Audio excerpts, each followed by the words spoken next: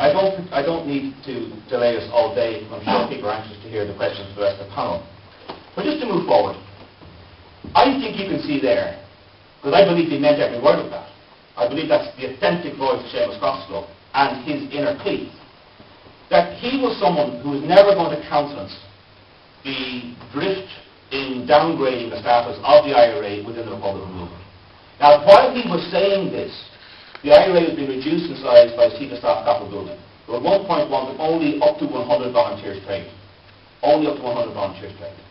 There was only one significant unit in Dublin, and the element of it that was secret, that had been training and operating under conditions of good unit security, was deliberately unmasked by being required to form a colour party unmasked.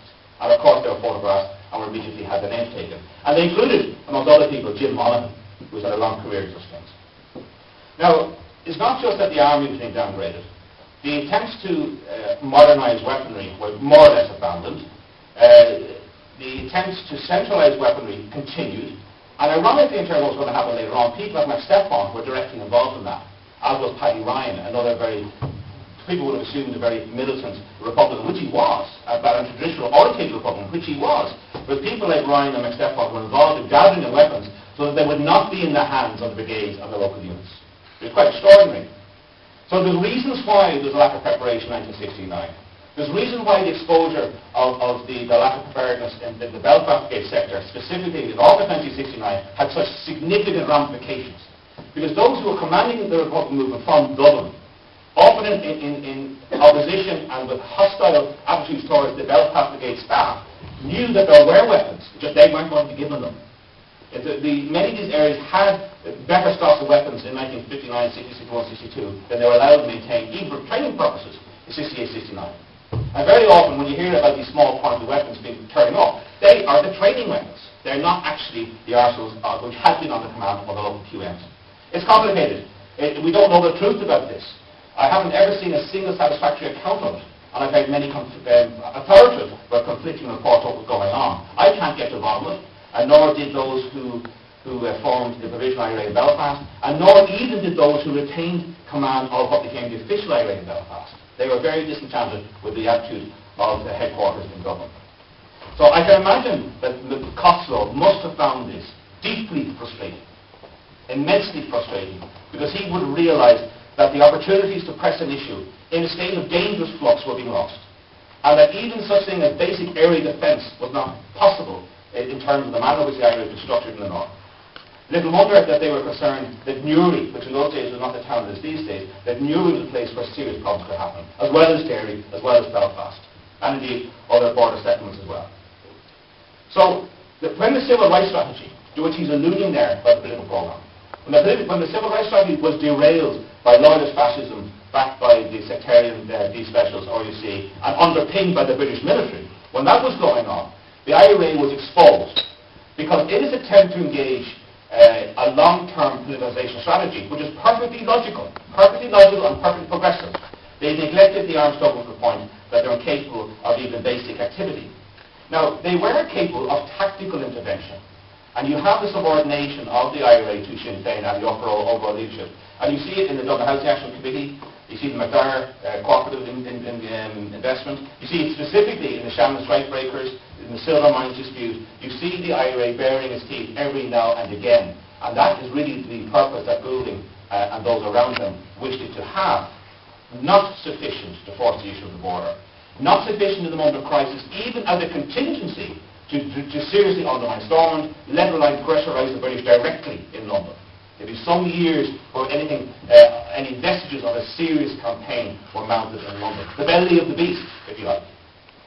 Now, we know for a fact that these tensions led to a number of splits. It also led to other forms of cohesion. And the Republican movement as it evolved in different sections, even the provisional aspect of it, the dominant one, and ultimately the most militant aspect of it until later, the provisional element itself was factionalized, but had nonetheless generally managed to hold within it a broad view of ultra-left, left, right, and in some cases probably quite right and centre elements at the same time. Like your volunteer from parts of rural Fermanagh is not the same man as the volunteer from the Short Strand or Doyne, let alone Andersonstown or Ballymurphy. And they're not the same type of volunteer you're going to find in Tralee, but they're all bound into one command structure. And the official movement was like that as well, with one difference. The level of internal discipline and party discipline that seems to be enforced within the official movement was ferocious, absolutely ferocious. And it leads to a zero-sum game of you're with us or you're out. And when you're out, you are really out.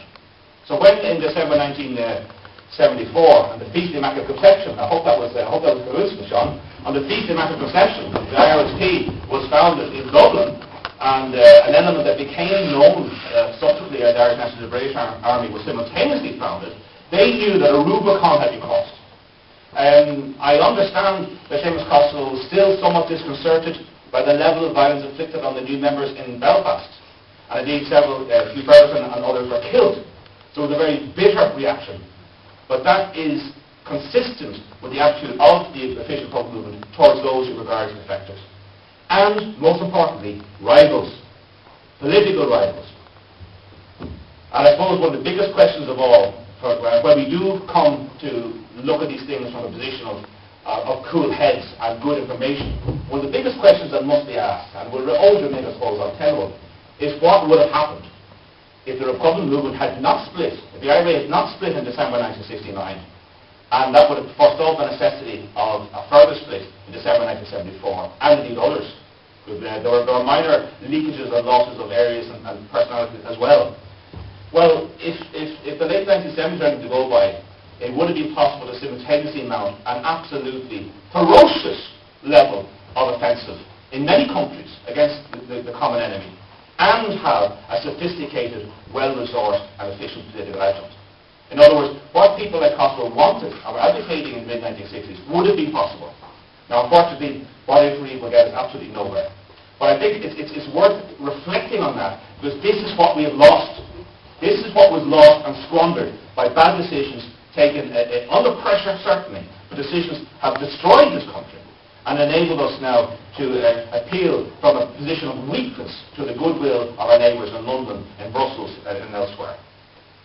Now, Costello, as you know, was heavily involved in directing the military affairs of the official IRA as it became known. His name has arisen in relation to some of the more ambitious and difficult activities, such as, for instance, the attempt to land arms, acquire substantial stocks of arms for Huddersfield in 1969, the issue of which Amos Mullen and Jerry Doherty were jailed in England, the Aldershot attack in February 1972, when as you know, the headquarters of the Parachute Brigade was heavily attacked by a powerful car bomb. Didn't go according to plan, of course. And then you have the mistake, Gould's greatest mistake, of the premature ceasefire in May 72. Now, it wasn't a real ceasefire. It was neither here nor there. It answered no immediate policy whatsoever. There wasn't even a deal on their prisoners. They didn't even negotiate on behalf of their prisoners. That is a case study of how not to go about a peace process.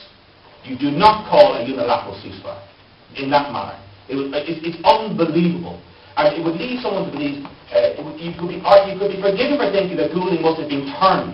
There was something so strange and perverse about a unilateral ceasefire then that it beguiles belief. And by December 74, the internal contradictions of the organised element of the official Republican movement, which had to do with provisionals, but was coming out the second best, were such that Costello had to break away and bring with him a small core of those he retained confidence in. There was a baptism of fire, as you've heard. For the moment, there was ferocious attacks on the party. Now, we can understand why, but this is the nature of the element. April 1976, you have the Salons debacle, and something that should be rated one of the biggest political scandals in modern Irish history, when quite deliberately, the most righteous aspects of the special branch were targeted on people they knew could have no hand or part in robbing a train in Salons. They knew it. And you don't go arresting the editor of the Starry Cloud newspaper, expecting him to be the fellow with a balaclava and a short in the train. It's so obvious, but we won't be able to say this authoritatively, because we will never ever get to see what the real papers on this are. We will never ever be revealed to us unless there's some sort of, whistleblower. We probably won't ever see how these things were actually decided. And in the meanwhile, we'll be stonewalled, and there'll be no entry for Seamus Costello in any biographical dictionary. So in conclusion, I'll just say this. There's no doubt in my mind, and I think I could probably risk speaking for all of us here, or most of us here, that Seamus Costello was a significant and important Irishman. He was, in many respects, an extremely gifted political operator. He was ahead of his time. Many of his methodologies, I think, retain a relevance. And in reading some of those speeches about the role of foreign intervention, of expropriation, of basically speaking, or the degradation of this country in the face of external threat, and indeed internal threat by virtue of partition, there is a scary, uncanny resonance. And I do know this. The authorities today are sleeping off sound in their beds, knowing, sadly, that Seamus Costello is in a premature grave. Because they fear people like that, and they fear that type of politics. Thanks very much.